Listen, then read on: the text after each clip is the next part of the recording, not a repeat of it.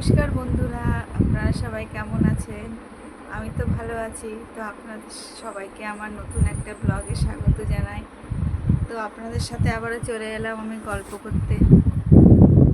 তো একটা কথা আছে, জীবনে সব সময় এগিয়ে থাকলেই যে সে এগিয়ে যেতে পারবে সেটা হয় না। যেমন আমি এক সময় কি কিছুদিন আগে বলতে গেলে সবাই আমাকে ফার্স্ট গার্লই বলতো। মানে আমি সব দিক দিয়ে সেখানে ফার্স্টই ছিলাম, কিন্তু পরিস্থিতির চাপে পড়ে এখন আমি সেখান থেকে বাদই হয়ে গেছি। তো সেই কথাটা আমি আপনাদের সাথে একটু শেয়ার করব। আমি এক জায়গায় একটু সেলাই শিখবো বলে গিয়েছিলাম। আমার সেলাইগুলো একটু দেখুন।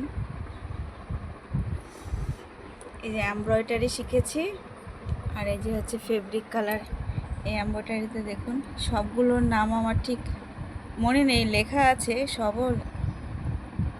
এটা মনে হয় রান, এটা রান, এটা বোধহয় ডাবল চেন।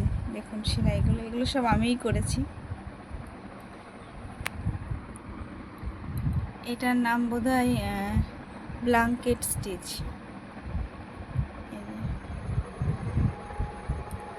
দেখুন এইসব সেলাইগুলো আমি নিজেই করেছি। তো সেখানে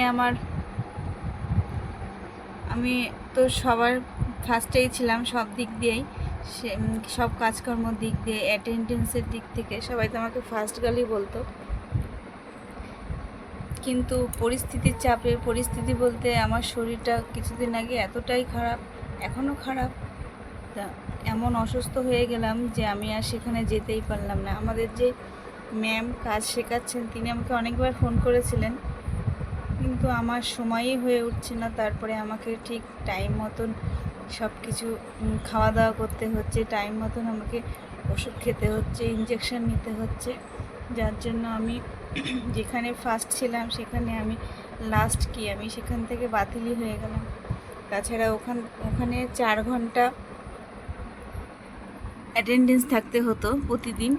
আমি যখন চেয়ারে বসে পাটা ঝুলিয়ে বসে থাকতাম, বাড়ি এসে দেখতাম কি পাটা পুরো ফুলে গেছে। সেই জন্য আরও আমি দেখলাম যে আমার তো অসুবিধাই হচ্ছে। প্রথম দিকে তো আমি পুরোই গেছি, লাস্টের দিকে যখন আমাদের মেন কাটিং বলতে মেয়েদের যেটা প্রয়োজন, ব্লাউজ তারপরে কুর্তি, এগুলো যখনই শেখানো শুরু হলো আমি তখন আর যেতে পারলাম না।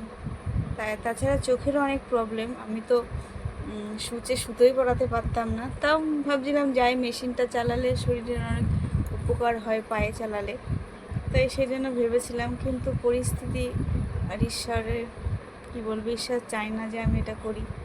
কিন্তু আমার তো একটা স্বাবলম্বী হওয়ার জন্য কিছু করা দরকার, সেই জন্য আমি চেয়েছিলাম যাই, কিন্তু চোখেরও পরিস্থিতি খারাপ।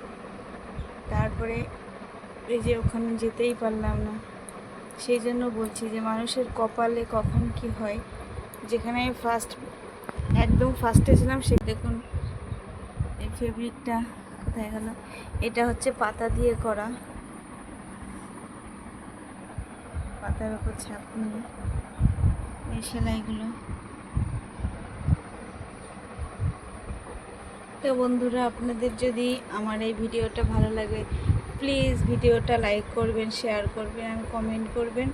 আর বিশেষ করে আমার ছেলের একটু পাশে থাকবেন বন্ধুরা। আপনাদের সহযোগিতা আমার একান্তভাবে দরকার। আমি জীবনে কিছু করতে চাই, এগিয়ে যেতে চাই। তো ভিডিওটা আর বেশি বড় করলাম না, এখানেই শেষ করলাম। দেখা হবে নেক্সট ব্লগে।